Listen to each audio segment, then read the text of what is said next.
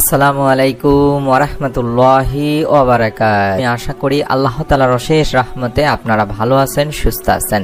আলহামদুলিল্লাহ। আজ আমি আপনাদের সাথে আলোচনা করব সিজদারত অবস্থায় সিজদায় মাথা রেখে ছোট্ট একটি দোয়া 3 বার পড়লে আল্লাহ তাআলা আপনাকে এত ধনী বানিয়ে দিবেন, আপনার ধন সম্পদ রাখার জায়গা পর্যন্ত হবে না ইনশাআল্লাহ। আপনার চাহিদা পূরণ করে দিবেন আল্লাহ তাআলা, আপনার যতটুকু প্রয়োজন ধন সম্পদের। আমি অনুরোধ করব অবশ্যই ভিডিওটি সম্পূর্ণ দেখে আমলটি করার জন্য। অবশ্যই যারা এই মুহূর্তে ভিডিওটি দেখছেন তারা ভিডিওটিতে একটি করে লাইক দেবেন। চ্যানেলটি সাবস্ক্রাইব করা না থাকলে দয়া করে সাবস্ক্রাইব করে বেল বাটনটি অন করে রাখবেন। চলুন সম্পূর্ণ ভিডিওটি দেখলে আপনারা বুঝতে পারবেন ইনশাআল্লাহ। মানব সৃষ্টির অন্যতম উদ্দেশ্য হলো আল্লাহ তাআলার ইবাদত করা। ইবাদতের মর্ম কথা হলো সর্বোচ্চ মর্যাদার অধিকারী সত্তার সামনে সর্বাধিক বিনীতভাবে নিজেকে সঁপে দেওয়া। আক্ষরিক অর্থে এটা সর্বতোভাবে সিজদার মাধ্যমে সম্ভব। মানব সৃষ্টির সূচনায় আদি পিতা আদম আলাইহিস সালামকে কিবলা বানিয়ে সিজদা করার নির্দেশ জারি করা হয়েছে। পৃথিবীর সব কিছুই মহান রাব্বুল আলামিন আল্লাহ তাআলার জন্য সিজদা করে। ইরশাদ হয়েছে, আর আল্লাহ তাআলাকে সিজদা করে যা কিছু আছে নভমণ্ডলে ও ভূমণ্ডলে এবং তাদের ছায়া সমূহ সিজদা করে, সকালে ও সন্ধ্যায়, ইচ্ছায় ও অনিচ্ছায়। সূরা রাদ আয়াত 15। অন্যত্র মহান আল্লাহ তাআলা আরো বলেন, তুমি কি দেখো না যে আল্লাহকে সিজদা করে যা কিছু আছে নভমণ্ডলে ও ভূমণ্ডলে, সূর্য, চন্দ্র, নক্ষত্র রাশি, পর্বত রাশি, বৃক্ষলতা, জীবজন্তু ও বহু মানুষ। আর বহু মানুষ যারা সিজদা করতে অস্বীকার করেছে তাদের উপর শাস্তি অবধারিত হয়েছে। বস্তুত মহান আল্লাহ তাআলা যাকে লাঞ্ছিত করেন তাকে সম্মানদাতা আর কেউ নেই। নিশ্চয়ই আল্লাহ যা চান তাই করেন। সূরা হজ আয়াত 18-তে বলা হয়েছে। শুধু নিম্ন জগতে নয়, সিজদা এই নিয়মে রয়েছে ঊর্ধ্ব জগতেও। সেখানে ফেরেশতা মহান আল্লাহ তাআলার উদ্দেশ্যে সিজদা করেন। ইরশাদ করা হয়েছে, তারা কি আল্লাহর শ্রেষ্ঠ বস্তুসমূহের প্রতি লক্ষ্য করে না? তাদের ছায়া ডানে ও বাঁয়ে ঢালে পড়ে আল্লাহর প্রতি সিজদারত হয় বিনীতভাবে।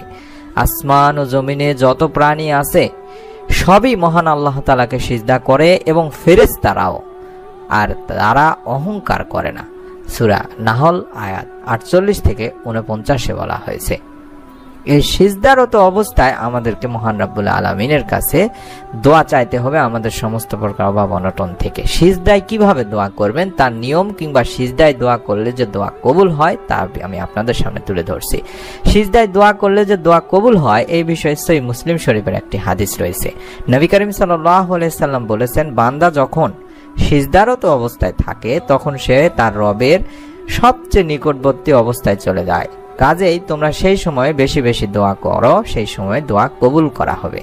এটি সহিহ মুসলিম শরীফের 350 নম্বর সহিহ একটি হাদিস। এবার আমরা জেনে নিব সিজদায় দোয়া করার নিয়ম কি। কি নিয়মে আপনি সিজদারত অবস্থায় সিজদায় মাথা রেখে দোয়া করবেন। সিজদায় দোয়া করার জন্য প্রথমে অবশ্যই আপনাকে সিজদাহের তাসবিহ পড়ে নিতে হবে। সেই হিসেবে মূলত আমরা সুবহানা রাব্বিয়াল আলা অথবা অন্য যে কোনো তাসবিহ 3 বার পড়তে পারি। এই তাসবিহ পড়ার পরে আপনার দোয়া শুরু করতে হবে সিজদার অবস্থায় থাকা অবস্থায়, হোক সেটি ফরজ, সুন্নত কিংবা নফল নামাজ। অর্থাৎ আপনি চাইলে ফরজ নামাজের সিজদাতেও দোয়া করতে পারবেন, এটি বৈধ রয়েছে। তবে বিভিন্ন আলেম এবং স্কলারদের মতে অনেকেই বলেছেন অন্তত ফরজ নামাজের সিজদায় দোয়া না করা উত্তম, তবে এটি নাজায়েজ নয়। অবশ্যই আপনারা সিজদায় দোয়া করবেন আল্লাহ তাআলার কাছে যেই সমস্ত জিনিসগুলো মানুষকে দিতে পারে সেই সমস্ত জিনিসগুলো ছাড়া। তবে এই বিষয়ে অবশ্যই আপনাদের মাথায় রাখতে হবে, আপনি সিজদার মধ্যে এমন কোনো জিনিস চাইতে পারবেন না যেগুলো সিজদায় চাওয়া বৈধতা রয়েছে সেগুলো আপনি চাইবেন। যেমন ঋণ মুক্তি চাইতে পারেন মহান আল্লাহ তাআলার কাছে, আপনার স্মৃতিশক্তি বৃদ্ধির জন্য বলতে পারেন, উত্তম জীবনসঙ্গী, ভালো জীবনসঙ্গীর জন্য আল্লাহ তাআলার কাছে আপনি সিজদায় দোয়া করতে পারেন। অর্থাৎ যেগুলো মানুষের হাতে নেই সেগুলোই আপনি আল্লাহ তাআলার কাছে সিজদারত অবস্থায় চাইতে পারেন। আপনি আপনার ঋণ মুক্তির জন্য বা অভাব অনটনের জন্য মহান আল্লাহ তাআলার কাছে চাইতে পারেন। আল্লাহ তাআলার কাছে যদি আপনি এইভাবে দোয়া করতে পারেন তাহলে মহান আল্লাহ তাআলা আপনার দোয়া কবুল করবেন, আপনাকে ধনী বানিয়ে দিবেন ইনশাআল্লাহ। হযরত ইবনে উমর রাদিয়াল্লাহু তাআলা আনহু থেকে বর্ণনা করেন, একজন জনৈক ব্যক্তি হুজুর আকরাম সাল্লাল্লাহু আলাইহি সাল্লামের খেদমতে এসে আরজ করলো, ইয়া রাসূলুল্লাহ সাল্লাল্লাহু আলাইহি সাল্লাম, দুনিয়া আমাকে পরিত্যাগ করেছে, অর্থাৎ আমি অভাবগ্রস্ত অবস্থায় রয়েছি, আমার সচ্ছলতার কোনো কি উপায় আছে বা পরিত্রাণের কোনো উপায় আছে? ততত্র হুজুর সাল্লাল্লাহু আলাইহি সাল্লাম বলেছিলেন, তুমি সিজদারত অবস্থায় সেই দোয়াটি করবে যেই দোয়াগুলোর কারণে বা যেই দোয়াগুলো ফেরেশতারা করে, ফেরেশতাদেরকেও রিজিক প্রদান করা হয়। সুবহানাল্লাহ। সেই দোয়া করলে আপনিও আপনার রিজিকের সংস্থান আল্লাহ তাআলা করে দিবে ইনশাআল্লাহ। হুজুর পাক সাল্লাল্লাহু আলাইহি সাল্লাম এই দোয়াটির কথা বলেছেন।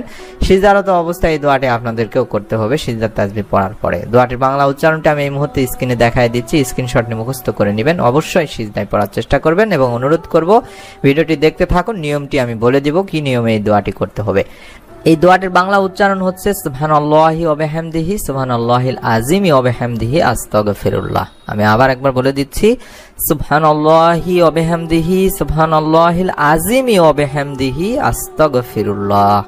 এই দোয়ার বাংলা অর্থটি হচ্ছে, আল্লাহ তাআলার পবিত্রতা বর্ণনা করছি এবং তার প্রশংসা গীতির সাথে তাকে স্মরণ করছি। মহান রব্বুল আলামিন আল্লাহ তাআলার পবিত্রতা বর্ণনা করছি এবং তার প্রশংসা বর্ণনার সাথে আল্লাহ তাআলার নিকট ক্ষমা প্রার্থনা করছি।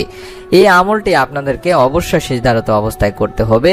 যেই লোকটি বা যেই সাহাবী এই কথাটি বলেছিলেন, যে সাহাবীকে আল্লাহ রাসূল সাল্লাল্লাহু আলাইহি ওয়াসাল্লাম এই দোয়াটি শিখিয়ে দিয়েছিলেন, সে সাহাবীটি অতঃপর চলে গেলেন এবং দীর্ঘদিন পর্যন্ত ফিরে এলো না।